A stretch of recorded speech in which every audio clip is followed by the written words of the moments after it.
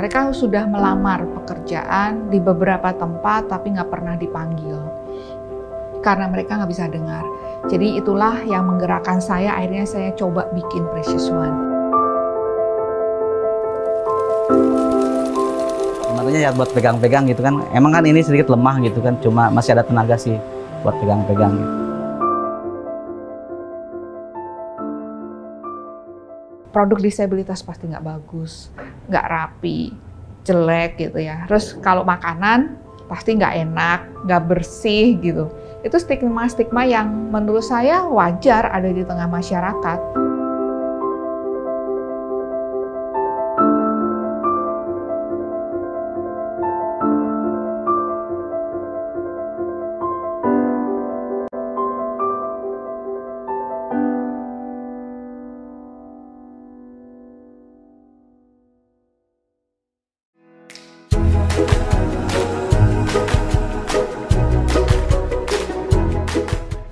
Ratnawati Sutejo, saya dari Precious One. Usia saya 48 tahun dan kesibukan saya setiap hari adalah bersama dengan teman-teman disabilitas di workshop di Precious One. Kami berkarya bersama dan ingin menghadirkan karya-karya buat masyarakat dari teman disabilitas. Precious One adalah sebuah wadah yang kami bangun untuk membantu menciptakan lapangan pekerjaan buat teman-teman disabilitas. Nah, di Precious One sendiri selain ada setiap harinya ada teman-teman disabilitas yang datang bekerja, kami juga ada beberapa program, yaitu salah satunya adalah membantu mementor UMKM disabilitas yang punya karya. Jadi mereka ada di lokasi mereka masing-masing, dan kami dampingin untuk karya mereka bisa diterima masyarakat dan mereka bisa terus berkarya ya di rumah mereka masing-masing. Kita ini masuk sebagai social entrepreneurs dan kami adalah yayasan yang murni operasionalnya semua dari kegiatan produksi. Jadi kita organisasi yang nggak mengandalkan donatur, donasi, tapi kami bekerja bertahan dengan bekerja karya dengan karya-karya mereka gitu. Jadi ya mereka semua teman-teman disabilitas ini mereka mendapatkan income setiap bulan. Kita ajarkan untuk menabung, mereka punya hak cuti segala macam. Jadi kami ajarkan mereka benar-benar ya inilah kerja, inilah tanggung jawab gitu. Pengertian sosialnya adalah di mana kami fokus kepada mempekerjakan teman-teman disabilitas, memberikan kesempatan mereka bekerja bareng, dan itu yang kami lakukan di Precious One, seperti itu. Ada syaratnya tetap. Pertama, saya harus ngetes dulu, dia harus kayak ngelamar gitu sih. Ngelamar kayak kirim CV, pengalaman dia awal-awal tahun waktu Precious One jalan. Semua saya terima, yang lamar saya terima. Akhirnya saya babak belur, karena apa? Mereka nggak siap kerja. Mereka nggak punya skill. Jadi untuk meng-QC-nya lebih berat, cost-nya jadi lebih besar. Karena apa? Mereka banyak melakukan kesalahan, gitu. Jadi itu berat banget di kami. Nah, jadi akhirnya kita nggak mau gitu. Nah, tapi kalau memang dia bagus, kita akan tampung dan kita akan coba salurkan ke perusahaan-perusahaan yang memang mau merekrut teman disabilitas.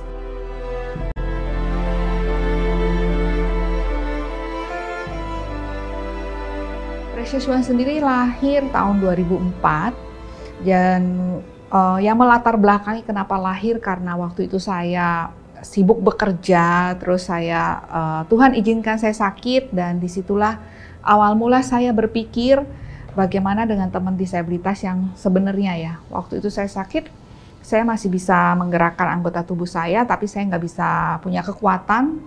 Di situ saya merasa hidup saya nggak berguna. Saya merasa hidup saya tidak berarti. Gara-gara itulah yang membuat saya memikirkan bagaimana dengan teman disabilitas yang sebenarnya. Jadi ketika saya bernasar sama Tuhan, itu benar-benar saya memulai dari nol. Dan singkat cerita saya sembuh, saya akhirnya belajar bahasa isyarat, mulai bergaul, berteman dengan mereka. Dan ketika berteman, ternyata mereka bercerita bahwa hidup mereka sulit.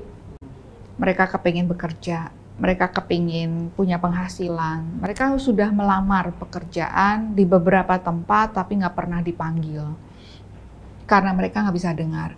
Jadi itulah yang menggerakkan saya, akhirnya saya coba bikin Precious One.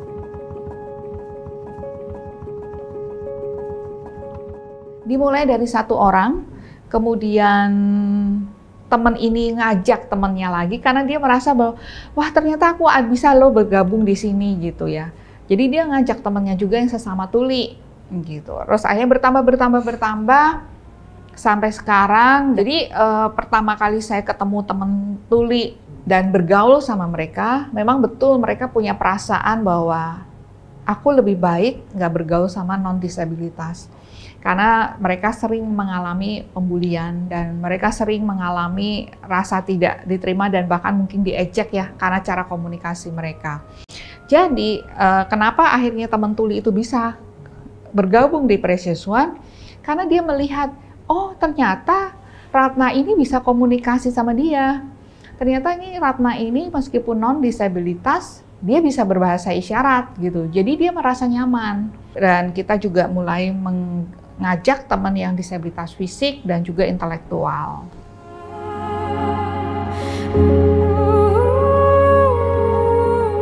Kalau boleh tahu Mas, maaf, disabilitasnya apa? Bisa tangan kanan mengecil ini dari pergelangan sampai ini sikut. Saya di sini sekitar 2 tahunan. Tahun 2020 di sini saya buat baju, jahit baju. Kebanyakan sih baju saya. Untuk biasanya dioper ke ini, dikirim ke luar negeri bisa. Untuk customer yang dari online juga bisa. Kalau di pas lagi kerja mengganggu nggak sih kayak gitu? Atau emang Mas sudah terbiasa? Enggak mengganggu, malah membantu. Membantu. Iya. Membantunya? Membantunya ya buat pegang-pegang gitu kan. Emang kan ini sedikit lemah gitu kan, cuma masih ada tenaga sih buat pegang-pegang gitu.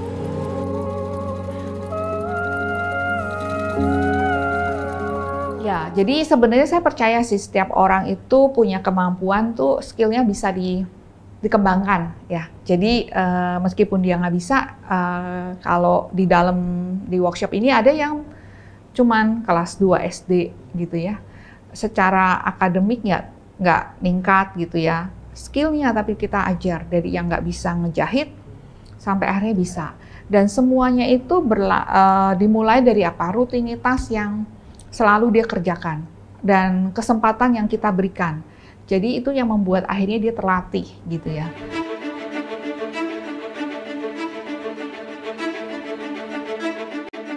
Ya, mayoritas mereka pasti ngalamin yang namanya ngelamar ditolak gitu ya. Tapi ada juga yang mereka sudah bekerja di tempat sebelumnya, begitu tahu ada ini mereka memutuskan keluar. Mereka bergabung. Kenapa? Karena mereka merasa lebih nyaman di sini. Teman-temannya semua disabilitas bisa saling memahami.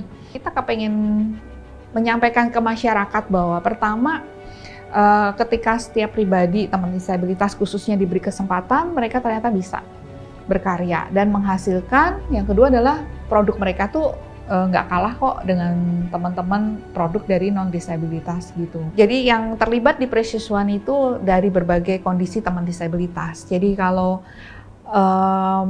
misalnya ada produk baju gitu ya, satu baju ini terlibat, teman disabilitas yang terlibat adalah ada 4 kategori, yaitu anak autis, mereka yang membuat ilustrasi di baju itu, kemudian kita print, kemudian teman tuli, mereka yang memotong bahan untuk jadi kainnya, tangannya, badannya, segala macam. Yang ketiga teman disabilitas fisik, apa yang dia lakukan? Dia menjahit. Kemudian yang intelektual, dia bagian QC, membuang sisa-sisa benang dari proses produksi. Jadi beberapa produk kami melibatkan banyak teman disabilitas untuk satu produk.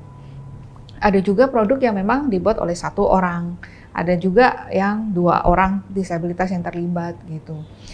Apa sih yang kami ingin sampaikan?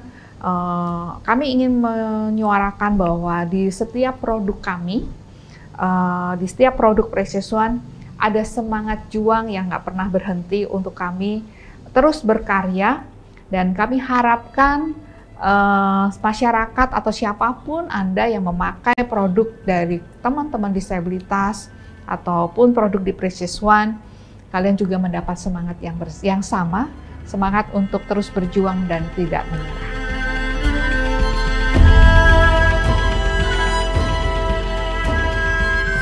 Biasanya kan yang bagian potong ada, itu nama Ibu Siti. Jadi Ibu Siti itu biasanya ngarahin, jadi modelnya seperti ini, ngasih contohnya seperti ini gitu.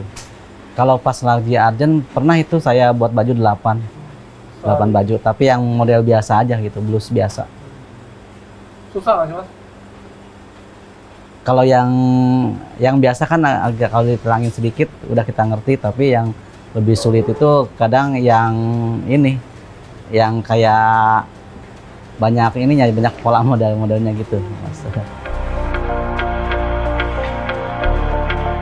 Ini kan juga stigma dari masyarakat yang selama ini mungkin punya pemikiran bahwa produk disabilitas pasti nggak bagus, nggak rapi, jelek gitu ya. Terus kalau makanan pasti nggak enak, nggak bersih gitu. Itu stigma-stigma yang menurut saya wajar ada di tengah masyarakat. Karena apa? Karena mereka belum teredukasi gitu. Nah, dengan kita berkarya nih di Precious One dan berusaha menghasilkan karya yang baik, ini bagian dari edukasi yang kami berikan. Lewat apa? Lewat karya. Jadi ketika mereka melihat, mereka beli atau mereka memegang gitu ya, mereka mencoba makanan, dan ketika contoh makanan ternyata enak, wah yang bikin siapa gitu ya, ataupun mereka udah tahu siapa yang bikin, akhirnya stigma mereka berubah. Sebenarnya dari awal tuh udah pede sih, cuman dari awal itu kenapa, karena saya kan mulainya dari nol, nggak ngerti sama sekali. Zaman dulu juga nggak ada e-commerce gitu ya, terus jualan juga masih apa ya, sifatnya ya nunggu orang datang, tamu datang gitu, atau mungkin pameran. Zaman dulu nih kalau mau pameran di mall itu kan nggak gampang ya, seleksinya besar, mereka juga ada seleksi gitu kan. Jadi banyak hal yang dulu tuh saya juga nggak paham. 18 tahun perjalanan kami tentunya itu nggak mudah, kami jatuh bangun, penolakan dan pernah gagal gitu ya. Tapi kami bisa bertahan karena sebuah apresiasi, banyak apresiasi yang masyarakat berikan kepada kami dengan memberikan kepercayaan untuk kami bisa terus berkarya dan berkolaborasi. Seperti dengan bank dan dengan beberapa bank di Indonesia dan juga dengan desainer Iwan Tirta, kemudian juga dengan brand-brand lokal yang banyak lahir di Jakarta, yang mereka berkolaborasi dengan kami dan sehingga kami bisa terus berkarya. Biasanya di skala kalau Mama Ratna, kalau ada kendala ini bajunya kurang ini gitu, nanti Ibu Ratna yang nerangin. Ibu Ratna model orangnya humble gitu, jadi sama anak-anak merangkul gitu, jadi kayak kakak sendiri. Kalau saya bilang membangun mental mereka, ya saya rasa semua juga sama ya di perusahaan. Kalau saya cerita, duh nih si A, si B, si C ini kayak gini, aduh sama Mbak, karyawan saya juga begitu gitu. Ya bedanya kalau di kami tuh lebih susahnya adalah mereka nggak bisa dengar mayoritas. Jadi untuk mengedukasi mereka rasa tanggung jawab, rasa integritas itu pasti ekstra lebih sulit tentunya kami. Kalau kita kan saling sama-sama, kalau ada keluhan apa-apa, kalau di sana itu ya kita masing-masing, bos sama bawahan itu beda banget. Kalau di sini Bu Ratna itu merangkul anak-anak itu. Jadi udah kayak orang tua, kayak kakak sendiri.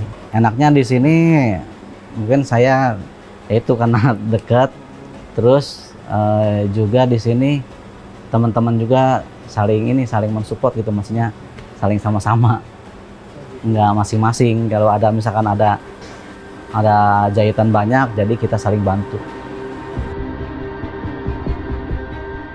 Nah, tapi kami juga berusaha untuk pesan yang kami sampaikan ke masyarakat tuh nyampe. Makanya di setiap produk itu kita ada cerita. Ada sedikit cerita yang menjelaskan bahwa karya ini tuh siapa sih yang buat gitu. Tanpa ada maksud, buat kami sendiri tidak punya maksud untuk ngejual belas kasihan, tidak. Kami justru kepengen tadi, misi kami ngebuka pikiran, mengubah cara pandang bahwa teman disabilitas itu bisa ketika diberi kesempatan dan dilatih. Jadi yang membuat kami bisa bertahan, salah satunya kami berusaha menjaga kualitas. Yang kedua, kami juga berinovasi, artinya melahirkan produk-produk yang apalagi nih gitu kan, yang masyarakat lagi cari, yang butuhkan gitu. Kemudian berkolaborasi dengan banyak brand. Dan kami juga bersyukur untuk konsumen-konsumen yang bukan hanya di dalam negeri aja, tapi juga sampai ke luar negeri yang terus konsisten memesan produk kami untuk mereka bisa pasarkan di luar. Ya, kami bersyukur sih di tengah pandemi saat ini ya, kita masih bisa terus bertahan loh. Kami nggak ada pengurangan karyawan, kami bisa terus merekrut mereka, bertahan, dan bahkan kami nggak pernah, maksudnya ya tetap kami berikan THR kepada mereka segala macam. Jadi bersyukur banget sih itu.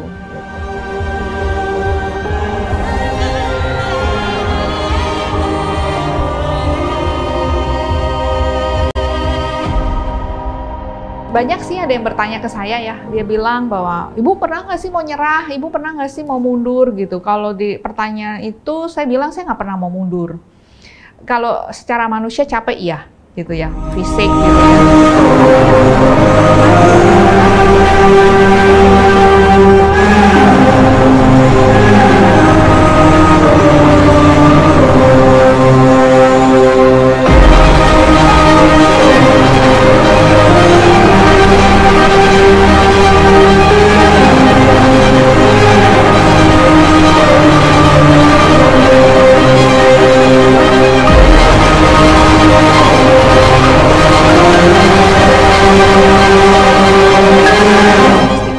Produk kami nggak bagus, tapi hari ini kami bisa melihat dan merasakan bahwa dengan adanya konsumen-konsumen yang terus setia kepada kami, artinya mereka membeli bukan lagi sebuah belas kasihan, tapi karena mereka melihat sebuah kualitas dan komitmen kami untuk memberikan terbaik buat mereka.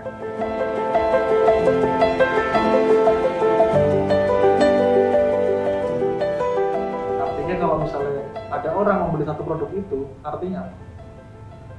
Artinya jika kalian memakai produk dari Precious One atau teman disabilitas, artinya kalian juga sudah membangun kehidupan mereka, membangun rasa percaya diri dalam diri mereka.